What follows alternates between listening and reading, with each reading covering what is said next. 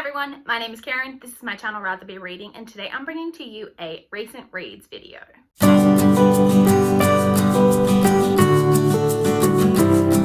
Please excuse the mess over on this side. I got rid of a sofa bed that I had on the opposite side of this room, and so all of the cushions and pillows and things that were on that have just been dumped down here until I can figure out kind of what I'm doing with everything.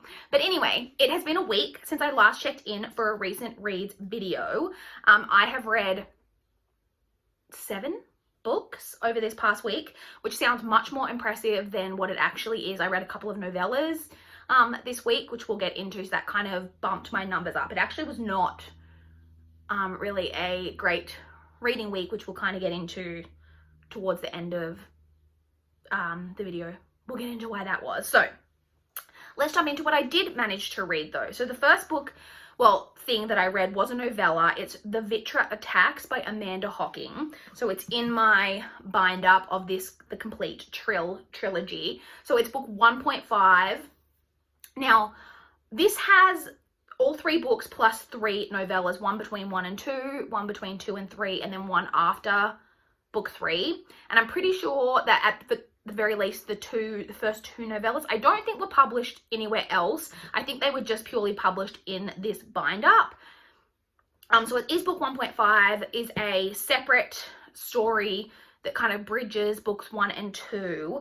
I gave it 2 stars. I thought it was completely pointless.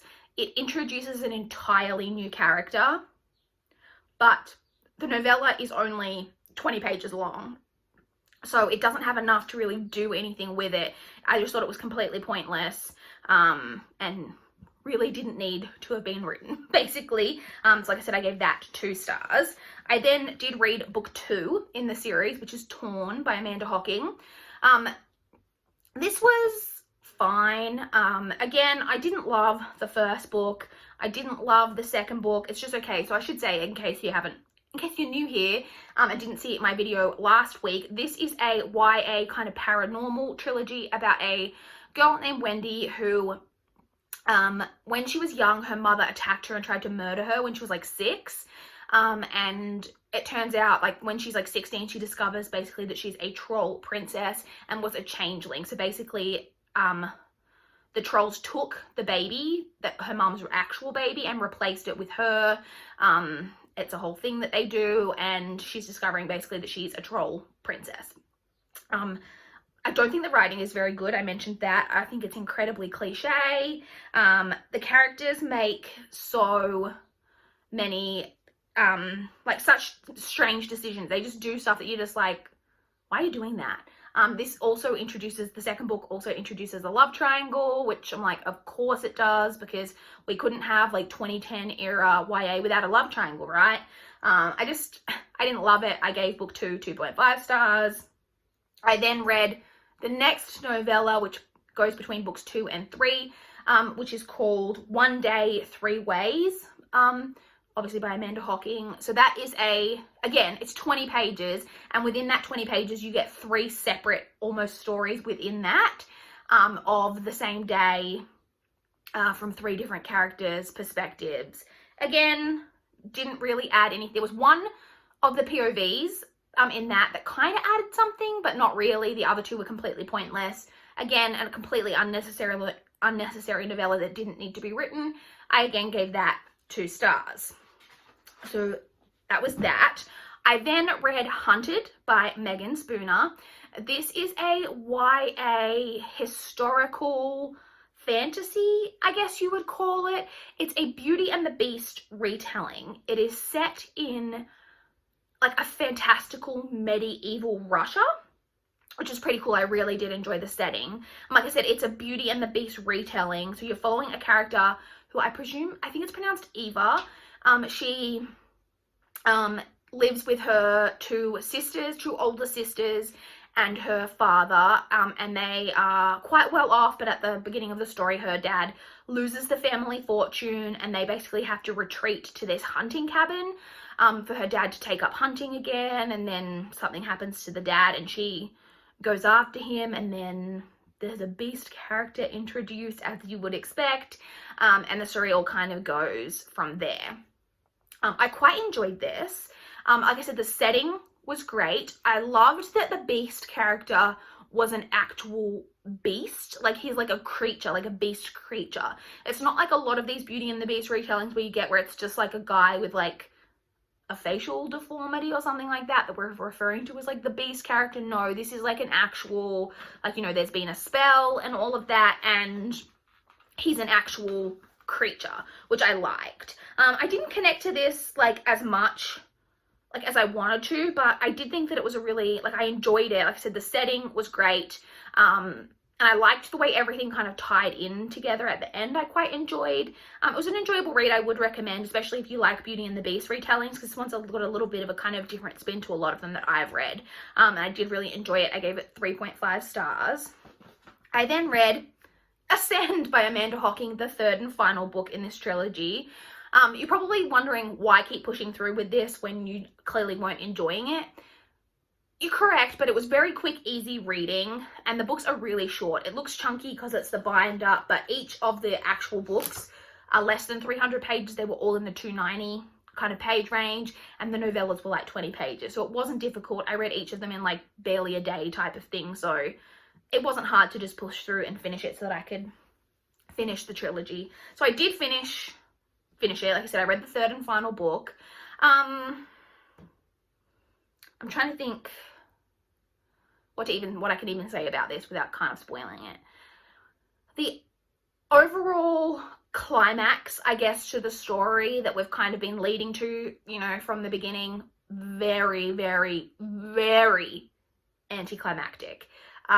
You hear that like a lot talked about, that sometimes, like, you know, the final confrontation or whatever is anticlimactic in a third book. This is like worst case anticlimactic I've like ever seen. It was not good. It's also the type of book that has a very happy ending. So if you don't like your whole story tied up in a nice, neat little bow at the end, this is not the book for you, because it definitely has a case of that. Like I said, it wasn't terrible. Like, I didn't hate it, but again, I didn't really enjoy it. I didn't think it was very good. I gave it 2.5 stars. I then did also read the novella Ever After, which is the novella that comes afterwards, which is kind of a little tack on, you know, fun, happy little, like, this is where we are now type of story. And it was nice. It was probably my favorite of the novellas. Well, it was. I gave it a 2.5. I gave it a higher rating. I gave the other two novellas 2 stars, or I gave this one a 2.5. So it was like a nice, like, you know, little tack on, but it was also, again, entirely unnecessary. The book itself, the third book, already has an epilogue, which is set like a couple of months after the events of like the final kind of events of the book. You then get an epilogue, which is set 4 months later. And then on top of that, you have a novella afterwards, which is like even further into the future. So just entirely unnecessary. But it was okay. Like I said, I gave it 2.5 stars. I'm glad to be done with this and I've read this. I'll definitely probably be unhauling this. Like, I didn't really enjoy it, in case you couldn't tell.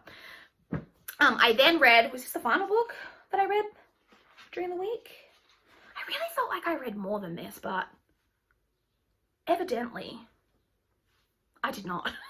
So the final book that I completed was Enticed by Jessica Shevington. This is the second book in the Violet Eden series, which is again, YA paranormal. In the first book, we're following a character named Violet, who's basically discovering that she is the descendant of, like, kind of, I think they're called Grigori in this. Like, they're part angel, they're like part angel warriors type of situation. I didn't love the first book. It wasn't terrible. I gave it 3 stars, but it just wasn't like anything amazing.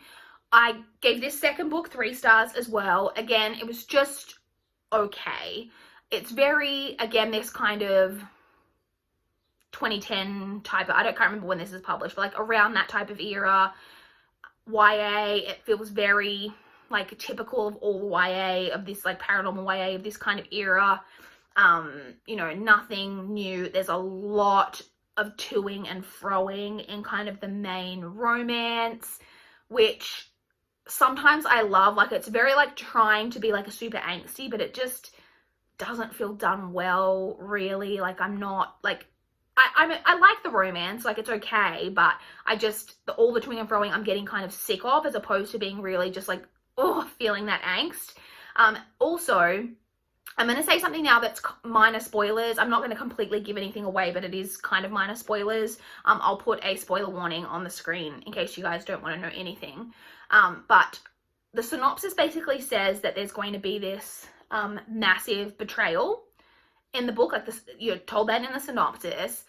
And that the betrayal, I'm not going to say like who it's by, but it's by a character that we have not trusted since day one.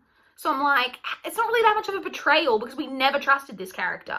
So I was just like waiting this whole time thinking, surely it's not going to be that person because like it's so obvious to be that person. If it was going to be this huge betrayal, surely it should be like a character that we trust and be like this shock moment.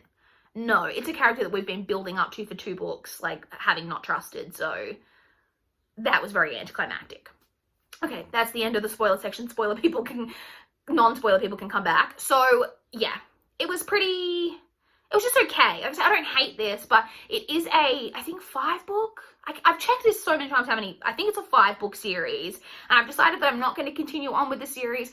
I'm trying to be better. I mean, this was a really poor evidence of trying to be better about not continuing on in series that I'm not really enjoying. This was a little bit different because I owned this whole thing. I'm nowhere near as good at DNFing books when I own them. When it's a library book or an audio book or something like that I've got from my library, I feel way better about DNFing it. When I've spent money on it, I don't know, I struggle a little bit more with actually DNFing something. So anyway, but I do want to be better about not pushing myself through series, particularly long series, like a 5 book series.